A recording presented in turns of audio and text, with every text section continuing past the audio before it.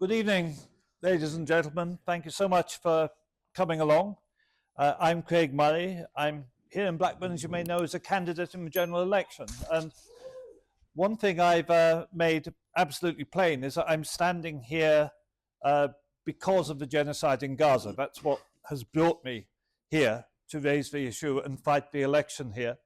And we're having a meeting here today which is not like your normal election meeting, and but it's very much focused on that subject, and a meeting which I hope will give you a lot of information and food for thought. And I am extremely proud to have two of the best speakers on the subject in the world, two world-leading authorities on the subject who've come here to Blackburn. I had difficulty persuading people today that they are actually here and that it's not a Zoom meeting or something along those lines. And they've both come large distances to be here. And without further ado, because I'm going to be here, as comedians used to say, I'm here all week. Well, I'm here for the next month. So you'll have lots and lots of chances to hear me talk. But this is a man who you probably very seldom get to hear talk. He is a Pulitzer Prize winning journalist, a man of enormous experience, who's just flown in from Egypt, where he won the Arab world's top prize for journalism.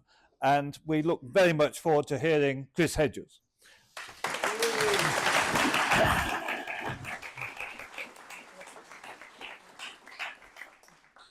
Thank you.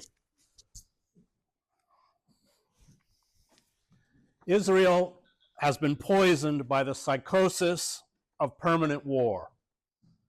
It has been morally bankrupted by the sanctification of victimhood, which it uses to justify an occupation that is even more savage than that of apartheid South Africa. Its quote-unquote democracy, which was always exclusively for Jews, has been hijacked by extremists who are pushing the country towards fascism. Human rights campaigners, intellectuals, and journalists, Israeli and Palestinian, are subject to constant state surveillance, arbitrary arrests, and government-run smear campaigns. Its educational system, starting in primary school, is an indoctrination machine for the military.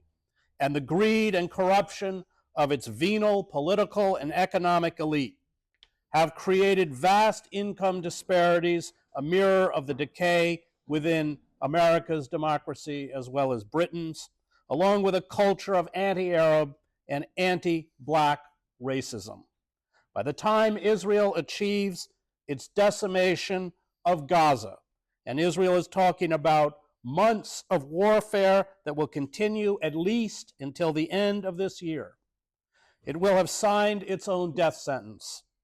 Its facade of civility, its supposed vaunted respect for the rule of law and democracy, its mythical story of the courageous Israeli military and miraculous birth of the Jewish nation, which it successfully sold to its Western audiences, will lie in ash heaps. Israel's social capital will be spent. It will be revealed as the ugly, repressive, hate-filled apartheid regime it always has been, alienating younger generations of Jews in the United States and Europe. Its patron, the United States, as new generations come into power, will distance itself from Israel. Its populist support will come from reactionary Zionists and Christianized fascists who see Israel's domination of ancient biblical land as a harbinger of the second coming, and in its subjugation of Arabs, a kindred racism and celebration of white supremacy. Israel will become synonymous with its victims the way Turks are synonymous with the Armenians, Germans are with the Namibians, and later the Jews, Serbs with the Bosniaks. Israel's cultural, artistic, journalistic, and intellectual life will be exterminated. Israel will be a stagnant nation where the religious fanatics, bigots, and Jewish extremists who have seized power will dominate public discourse. It will join the club of the globe's most despotic regimes. Despotisms can exist long after their past due date, but they are terminal. You don't have to be a biblical scholar to see that Israel's lust for rivers of blood is antithetical to the core values of Judaism. The cynical weaponization of the Holocaust, including branding Palestinians as Nazis, has little efficacy when you carry out a live-streamed genocide against 2.3 million people trapped in a concentration camp. Nations need more than force to survive. They need a mystique.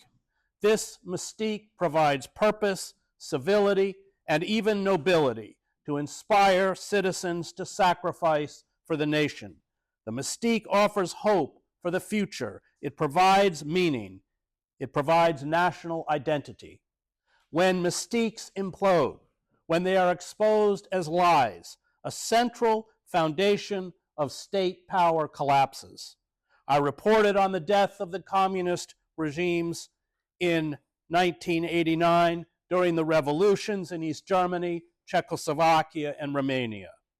The police and military decided there was nothing left to defend, and Israel's decay will engender the same lassitude and apathy. It will not be able to recruit indigenous collaborators such as Mahmoud Abbas and the Palestinian Authority, reviled by most Palestinians, to do the bidding of the colonizers. All Israel has left is escalating savagery, including torture and lethal violence against unarmed civilians, which accelerates the decline. This wholesale violence works in the short term, as it did in the war waged by the French in Algeria, the dirty war waged by Argentina's military dictatorship, the British occupation of India, Egypt, Kenya, Northern Ireland, and the American occupations of Vietnam, Iraq, and Afghanistan. But in the long term, it is suicidal. The genocide in Gaza has turned Hamas resistance fighters into heroes in the global south. And Israel may wipe out the Hamas leadership, but the past and current assassinations of scores of Palestinian leaders has done little to blunt the resistance. The genocide in Gaza has produced a new generation of deeply traumatized and enraged young men and women whose families have been killed and whose communities have been obliterated. They are prepared to take the place of martyred leaders. Israel was at war with itself before October 7th. Israelis were protesting to prevent Prime Minister Benjamin Netanyahu's abolition of judicial independence. Its religious bigots and fanatics, currently in power, had mounted a determined attack on Israeli secularism. Israel's unity is a negative unity. It is held together by hatred. And even this hatred is not enough to keep protesters from decrying the government's abandonment of Israeli hostages in Gaza. Hatred is a dangerous political commodity. The Palestinian, quote-unquote, human animals, when eradicated or subdued, will be replaced by Jewish apostates and traitors. A politics of hatred creates a permanent instability exploited by those seeking the destruction of civil society. And Israel was far down this road on October 7th, when it promulgated a series of discriminatory laws against non-Jews that resemble the racist Nuremberg laws that disenfranchised Jews in Nazi Germany.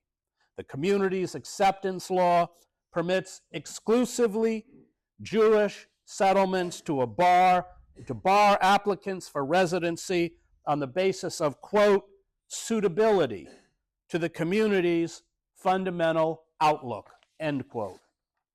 Yeshayahu Leibowitz, whom Isaiah Berlin called the conscience of Israel, warned that if Israel did not separate church and state and end the occupation, it would give rise to a corrupt rabbinate that would warp Judaism into a fascistic cult.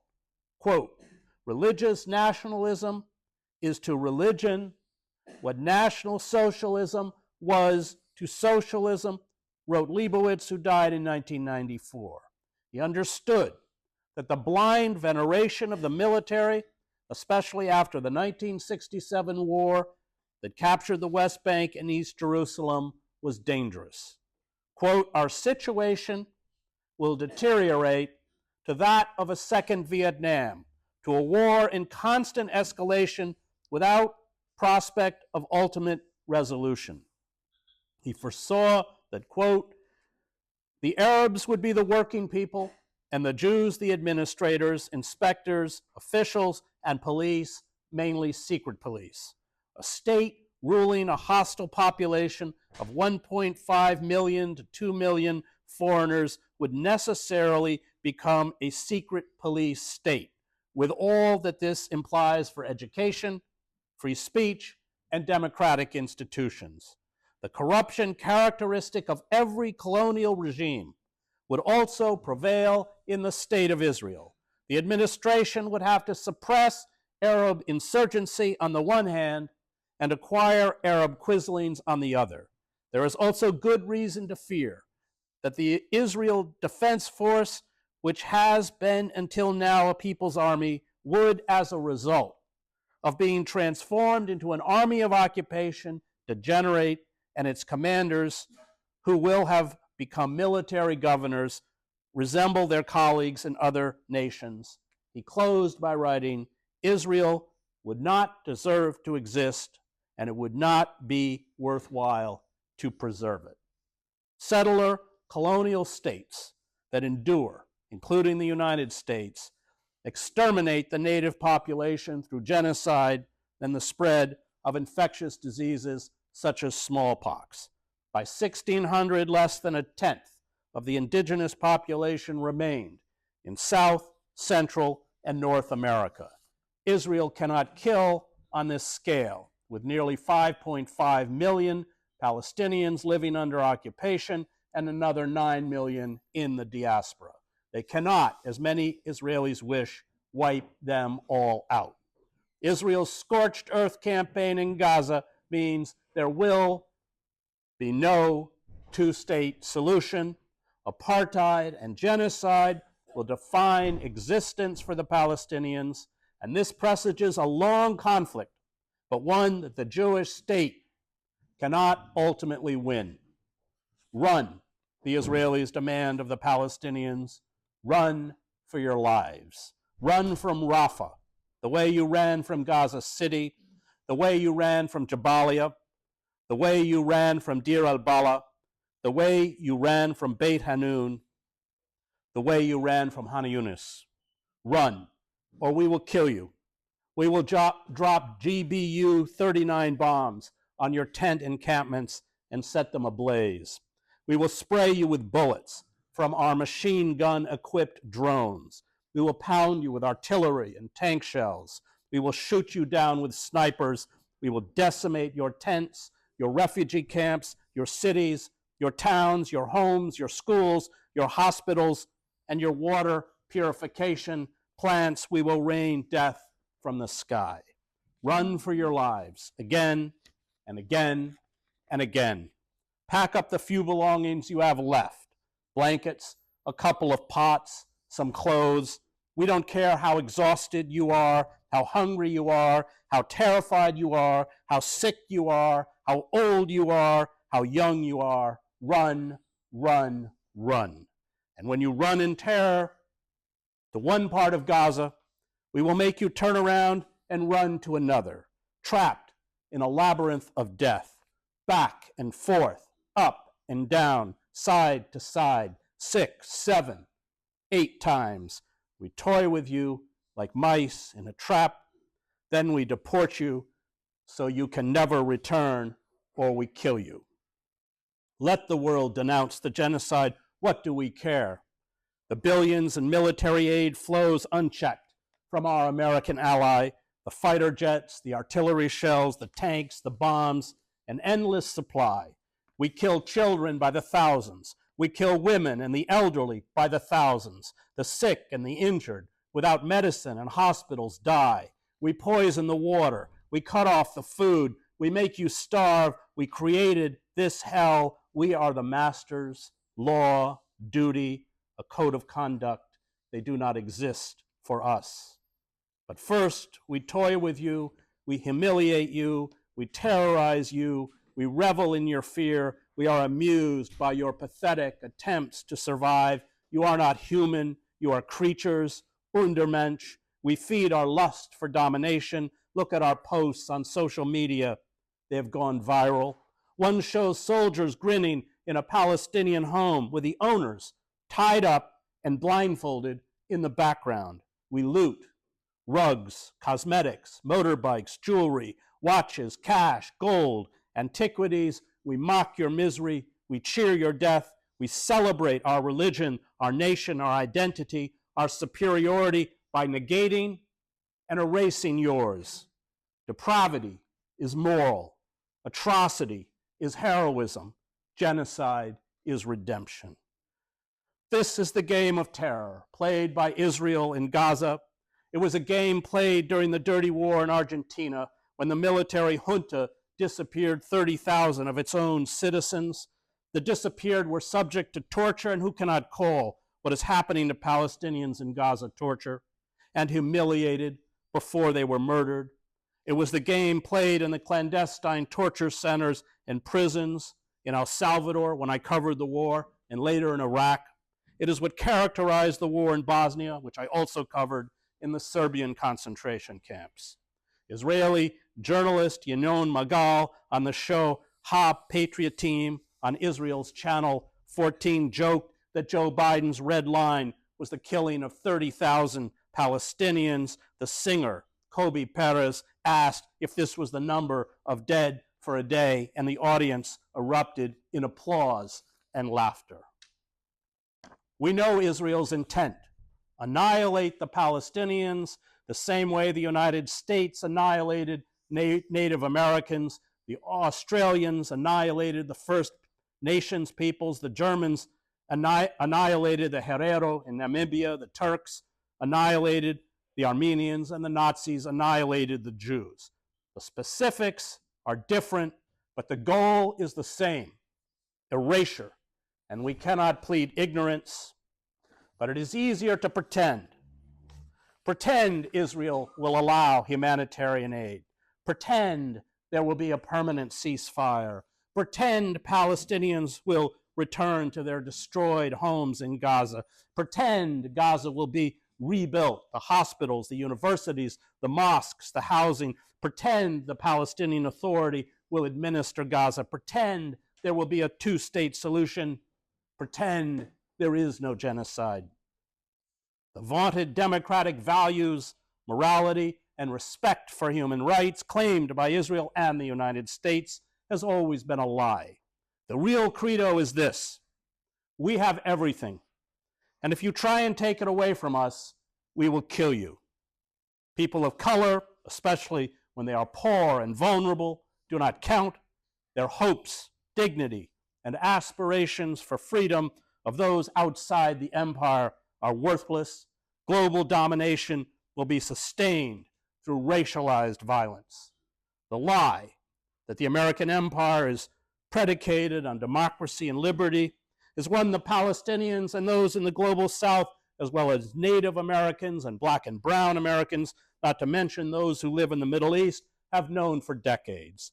But it is a lie that still has currency in the United States and Israel, a lie used to justify the unjustifiable. We do not halt Israel's genocide because we, as Americans, are Israel, infected with the same white supremacy and intoxicated by our domination of the globe's wealth and the power to obliterate others with our advanced weaponry. The world outside of the industrialized fortresses of the global north is acutely aware that the fate of the Palestinians is their fate. As climate change imperils survival, as natural resources, including access to water, diminish, as mass migration becomes an imperative for millions, as agricultural yields decline, as coastal areas are flooded, as droughts and wildfires proliferate, as states fail, as militias and armed resistance movements rise to battle their oppressors along with their proxies, genocide will not be an anomaly. It will be the norm. The earth's vulnerable and poor, those Frantz Fanon call the wretched of the earth, will be the next Palestinians. Mockery of every sort was added to their deaths. The Roman historian Tacitus wrote of those the Emperor Nero singled out for torture and death. Covered with the skins of beasts, they were torn by dogs and perished, or were nailed to crosses, or were doomed to the flames and burnt to serve as a nightly illumination when daylight had expired. Sadism by the powerful is the curse of the human condition. It was as prevalent in ancient Rome as it is in Gaza. We know the modern face of Nero, who illuminated his opulent garden parties by burning to death captives tied to stakes. That is not in dispute. But who were Nero's guests, who wandered through the emperor's grounds as human beings, as in Rafah, were burned alive? How could these guests see, and no doubt hear, such horrendous suffering and witness such appalling torture and be indifferent, even content? There is nothing hidden about this genocide. Over 147 courageous Palestinian journalists have been murdered by the Israelis because they have conveyed the images and stories of this slaughter to the world, martyred for their people and for us. We are Nero's guests. The Palestinians have long been betrayed, not only by us in the global north, but by most of the governments in the Muslim world. We stand passive in the face of the crime of crimes. History will judge Israel for this genocide, but it will also judge us.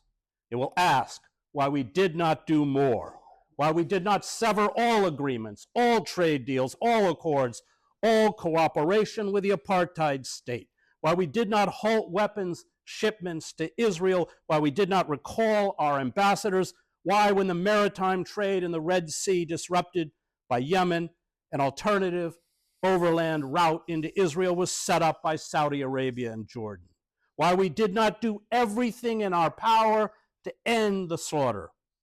It will condemn us for not heeding the fundamental lesson of the Holocaust, which is not that Jews are eternal victims, but that when you have the capacity to stop genocide and you do not, you are culpable. The opposite of good is not evil, Samuel Johnson wrote. The opposite of good is indifference. The Palestinian resistance is our resistance. The Palestinian struggle for dignity, freedom, and independence is our struggle. The Palestinian cause is our cause. For, as history has also shown, those who are once Nero's guests soon become Nero's victims. Thank you.